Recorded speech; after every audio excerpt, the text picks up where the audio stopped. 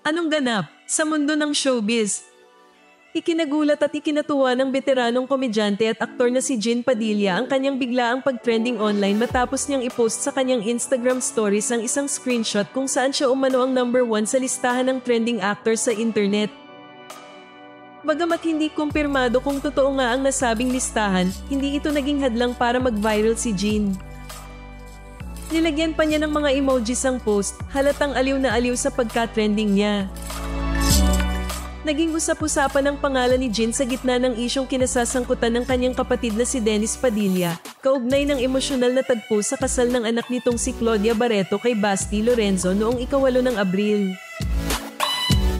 Sa kasal, ikinagulat umano nila na hindi isinama si Dennis bilang bahagi ng entourage, bagkus ay tinuring lamang na bisita, isang bagay na ikinalungkot ng buong pamilya. Ibinahagi ni Jean sa social media ang ilang larawan mula sa simbahan, kasama si Dennis at ang kanilang ina. Sa kanyang post, ipinagtanggol niya si Dennis at idinetalye ang kanilang pagkadismaya sa nangyari. Ngayon lang ako naka-witness ng kasal na di part ng programang Ama ng Bride. Ani Jean sa kanyang caption. Pinabulaanan naman ni Marjorie Barreto ang mga akusasyon ni Jean. At sinabing hindi ito imbitado. Ano ba nirarant mo, Jean?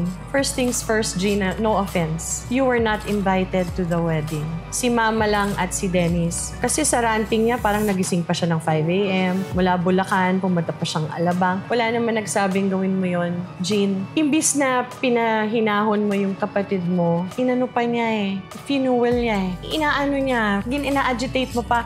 Alam mo, bigla kang nag-post. Diba? Parang it's just so. Hindi ka invited, Jean eh. Dahil sa kanyang matapang na pahayag at pagbubunyag ng umano'y tunay na nangyari sa likod ng kasal, umani ng sari-saring reaksyon si Jean.